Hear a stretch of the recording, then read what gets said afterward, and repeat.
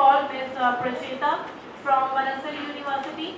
As we are running short of the time, so I request Ms. Pracheta to come up and try to say anything.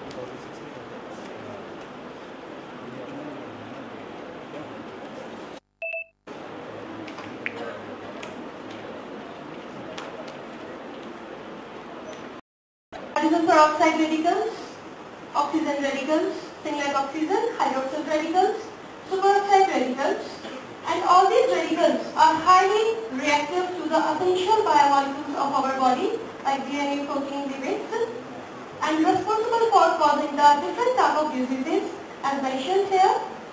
Out of all, cancer is a major one. Cancer is caused due to these free radicals, as these free radicals interact with the essential biomolecules of our body, responsible for causing the cell mutation and leads to the development of cancer cells. These cancer cells divide, proliferate and spread to the other parts of the organs and other parts and organs of the body called as metastasis, results organ failure and ultimately leading to the death. So, cancer, we all know that there are different types of cancers which affect the human beings. And actually cancer is not a single disease. It is a combination of the number of diseases. And there are about 100 different types of cancers which affect the human beings. But out of all, the prostate cancer, liver, kidney cancer, lung cancer, ovarian cancer, breast cancer, cervical cancer are the most prominent ones in the human beings. There are number of causes and there are different factors that are responsible for causing the cancer, such as inheriting a gene, exposed to certain type of radiations, some toxic chemicals, changing immune system, environmental factors, smoking and improper diet. As a carcinogen agent in this study, a very important carcinogen, that is N-nitrosodiethylamine, a very important carcinogen listed first in the carcinogenic list published by the reported by the IRC, the International Animal Research Center in 1981. Because this compound is frequently present in the environment in a wide range, different type of varieties of foods, just like the dairy products, cheese, butter, curds, and meat products like the salt-dried fishes, alcoholic beverages, soft drinks, few varieties of vegetables like the soybean. This is also present in the herbicides, pesticides, and the different type of other polluting agents that are present in the environment. The major route of exposure of the carcinogenic agent by the ingestion, inhalation, and the nerve contact, as the DNA exposure to the body or to any organ, its exposure increases the peroxidation activity, leads the declination of the different enzymatic as well as the non-enzymatic antioxidant activities in the body, causes of great stress, cellular injury, and finally leading to the carcinogenicity.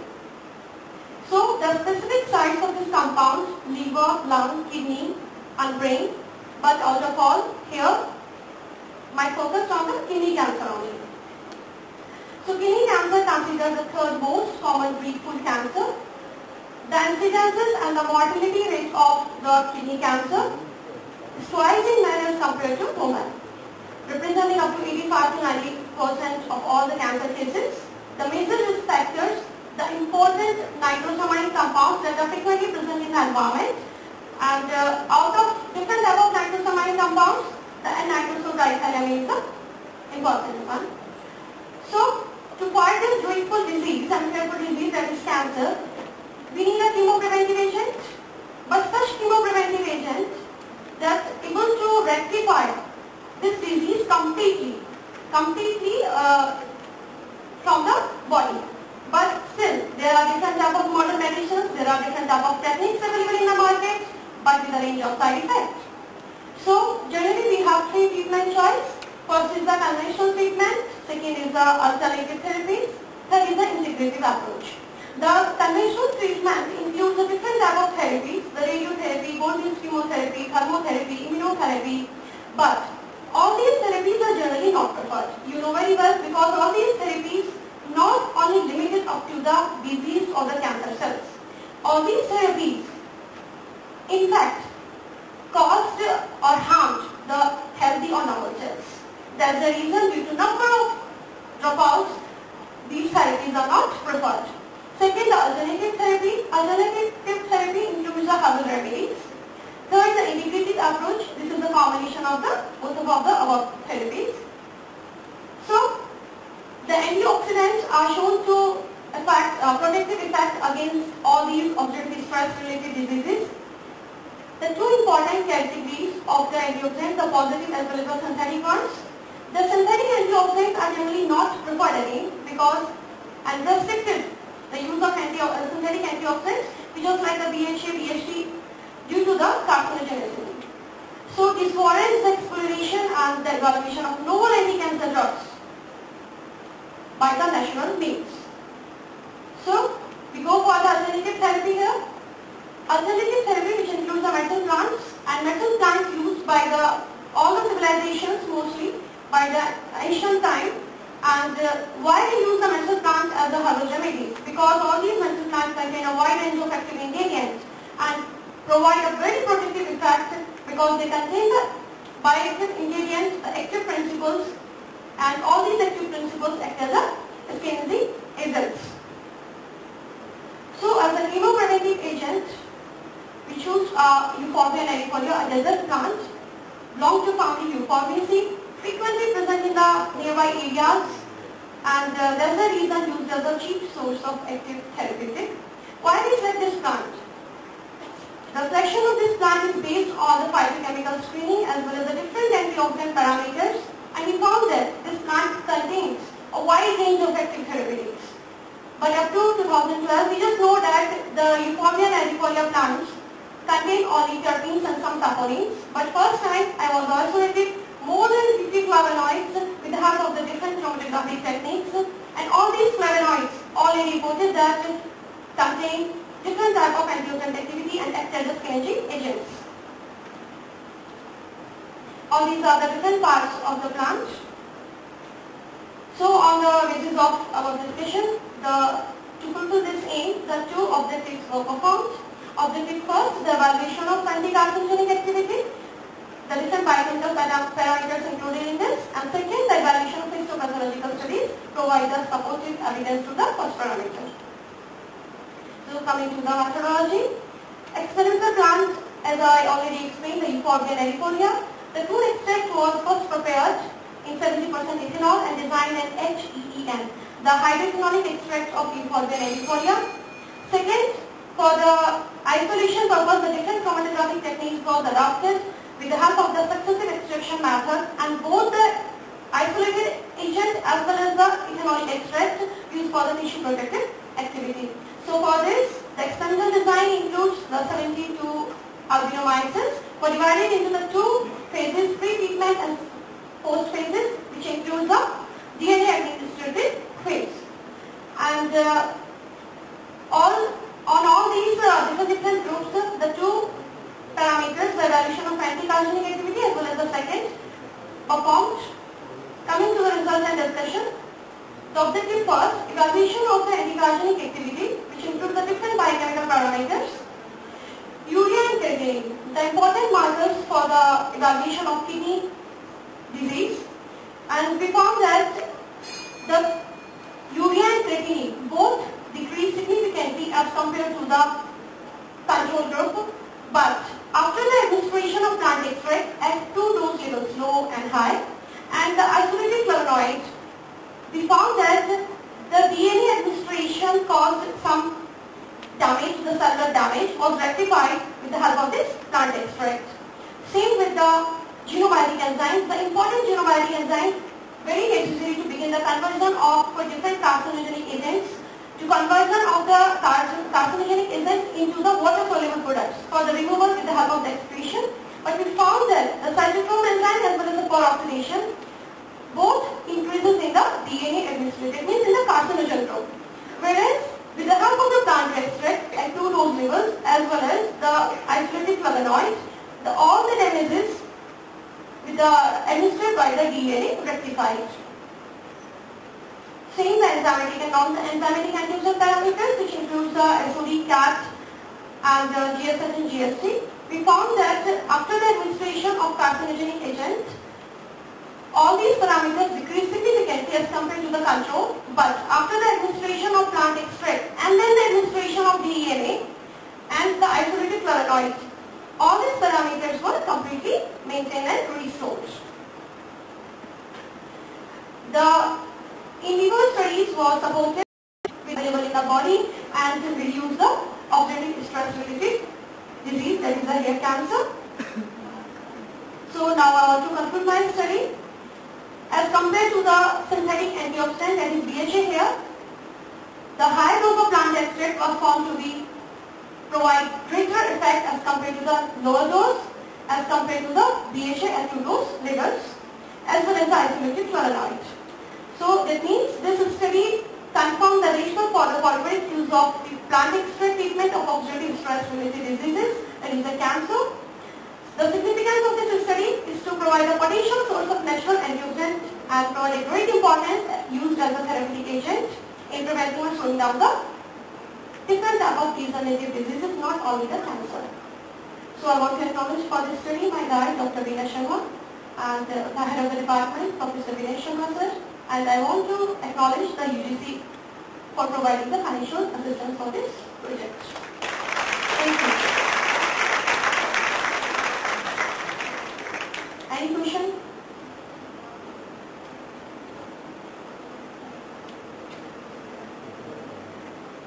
Thank you.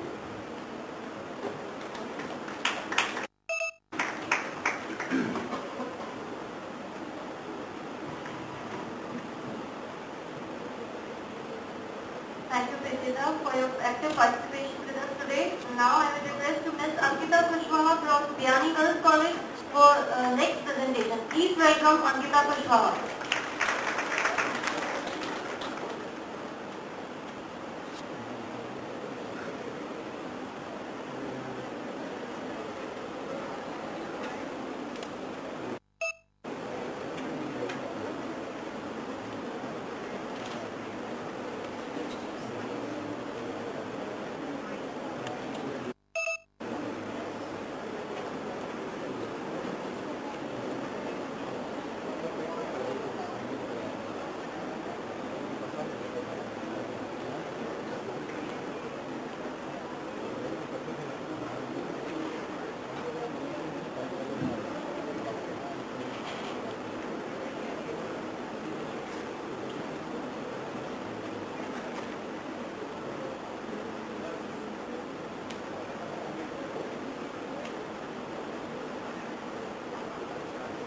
This is the announcement for the students to go back as and when.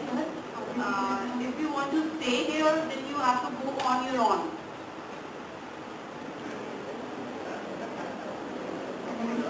If you want to go, you can, the students back and with, they can leave if they want.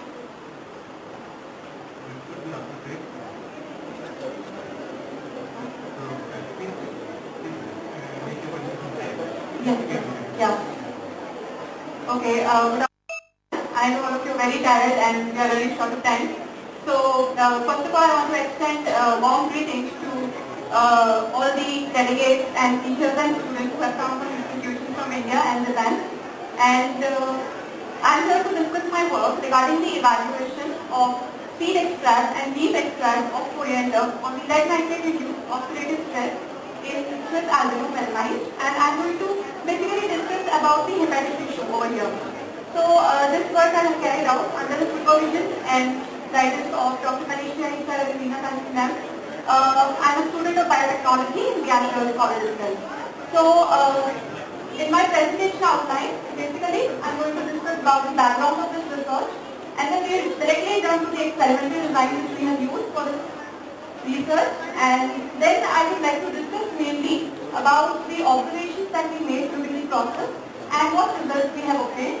Later we discuss about the long-term perspectives of the research, and then I will leave it open for discussion. So, beginning with the research background. As we all know that metals have a binding capacity with the DNA, proteins and lipids, and they cause deterioration of the biological macromolecules.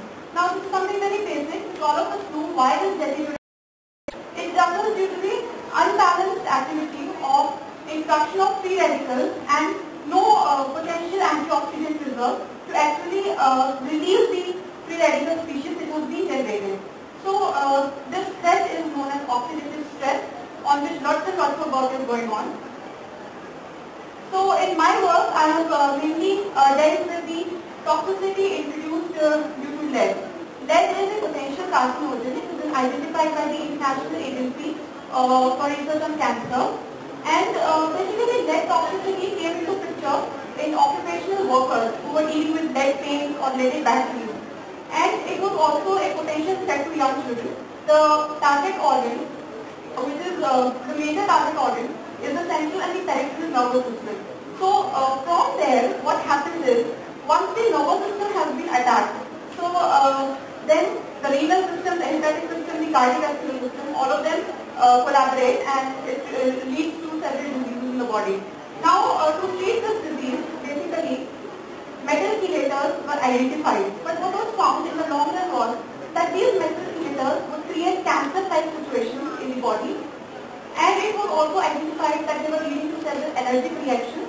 And since I am dealing with the hepatic tissue, I want to tell you that lots and lots of enzymes developed into the hepatic tissue, and these enzymes were leading to less functional capability of the liver. So lots of research work is again going on to identify the phenolic compounds and flavonoids and the bioactive components which have antioxidative properties.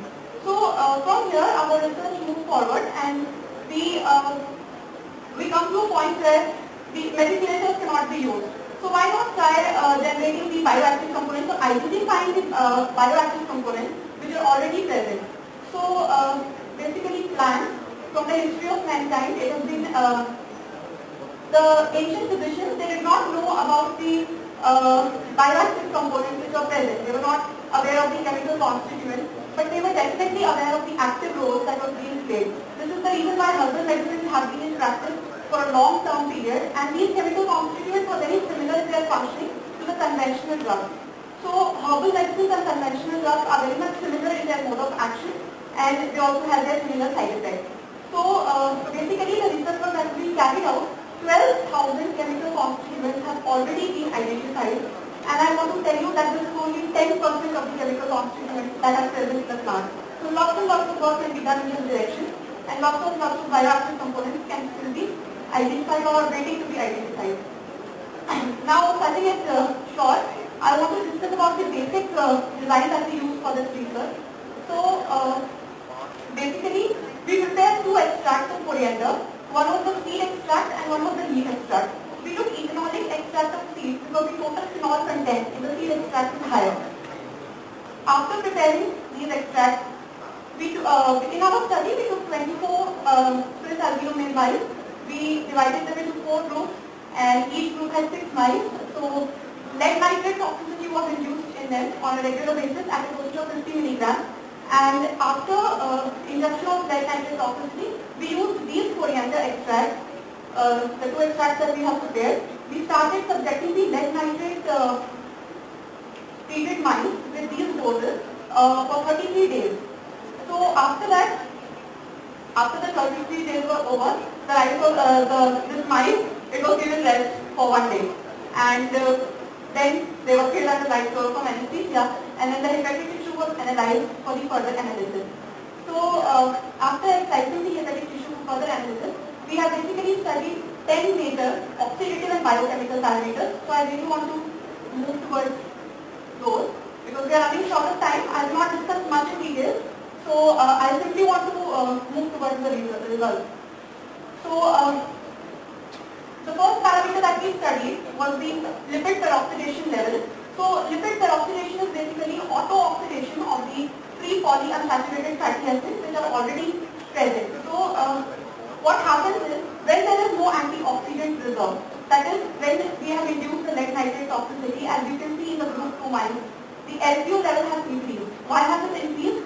It is because now the auto-oxidation is occurring and there are no antioxidant reserves to scavenge these free radical oxygen species that are generated. Now what we saw was that after treatment with the coriander extract, so I want to bring your attention to this. The coriander extract in the group 3 was the economic extract and this was the leaf extract. Now we have taken different doses just to highlight this point that the total phenolic content of the economic extract was higher. So you can see the results. So the effect of LPO was reversed when treated with coriander extract. Similarly, I would like to play out the treated them spectrophotometrically. So similar results were obtained, which you can see for yourself. On treatment with lead nitrate, these are marker enzymes, so they increase due to the toxicity, and then they were treated with coriander extract, so they had a preventive effect. So this was these are also the 2 parameters that we studied. Now the total protein level. Now as we know that protein play a major role in the building up of the tissue. So you can see that the protein level was decreased when exposed to lead nitrate, and then it increased on treatment with coriander. Similarly for the cholesterol level had actually increased when treated with lead nitrate, and then it decreased on treatment. So what conclusion we can derive from all these results? Actually, I have made study of a lot of parameters, but the result that I have generated is almost similar. So what we can see that coriander extract is actually preventing the oxidative damage that is induced by lead. Also what we are seeing is that most of the parameters, whatever their effect has been due to lead nitrate toxicity, it is reversed with the treatment with coriander extract. So for further long-term study of this project or long-term plans for this project can be the isolation and characterization of bioactive components, then evaluating the pharmacokinetics, and in long term it will be drug discovery for community healthcare. So now, since we are also running short time and it's almost done, I want to show you some of the major references that I have referred to during this, and I want to thank the authorities of Biyani College for providing support to this study, and now I leave it open for discussion. So please, you are all welcome to ask your questions, if any.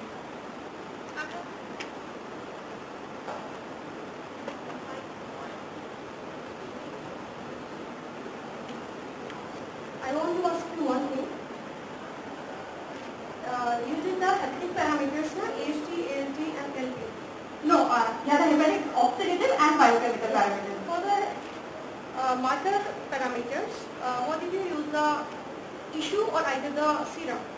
No, we use the extract. We actually from the we size the tissue, then we prepare the supernatant. We use the enzyme. All these parameters performed on the tissue are either on the serum? No, on the extract. We took the tissue, we prepared an extract, and then we did things on the tissue. So how is it possible the level of AST and that means the liver marker enzymes increase in the tissue?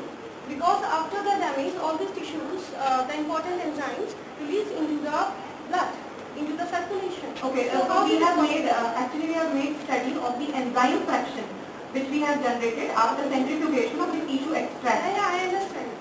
I understand. Because this is a hepatic disease, no? Yes. Hepatic tissue damage हुआ है आपका. So at the time of hepatic tissue damage, all these parameters and all these enzymes released into the circulation.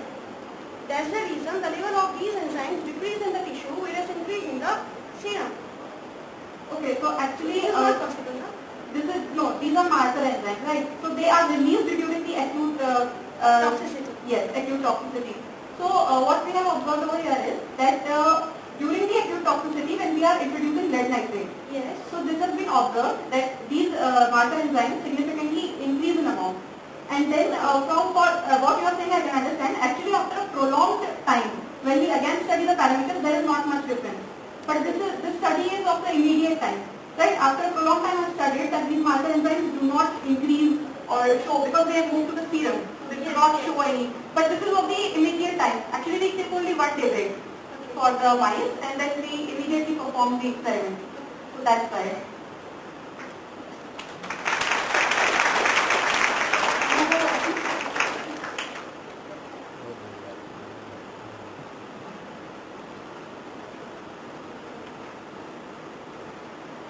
Okay, so I want to thank all of you for your keen attention throughout the presentation, because I know everyone is very tired now. So thank you very much. Thanks, Ankita. Now it's the time for honoring our speakers. So I would like to request Professor Manish Biyani sir to kindly give the momentum to Professor Vinay Sharma sir.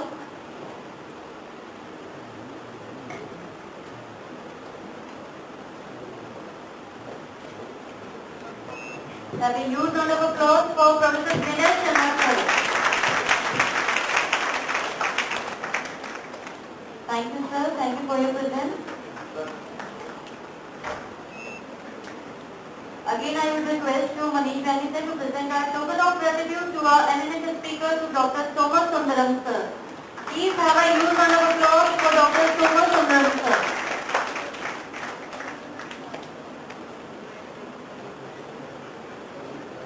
Thank you, sir. Thank you for your valuable time. Thank you, sir. We also pay a big thanks to Professor Ohuki for chairing this session very effectively, and also give the best compliments to our youth researchers for their bright future. So we have eminent speakers for technical sessions 2 here. So I would like to request Professor Manish Biyani sir for the floral welcome of Professor Rajbali sir. Sir has done his PhD from Banaras University, and presently he is working in Department of Mathematics in the University of Rajasthan.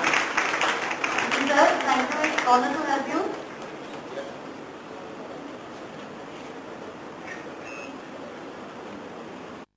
I would like to request again Professor Manish Biyani sir for the floral welcome of Professor Naseem Ahmed sir. Please welcome Professor Naseem Ahmed. Sir has done from Aligarh Muslim University and working as Associate Professor in Department of Chemistry in IIT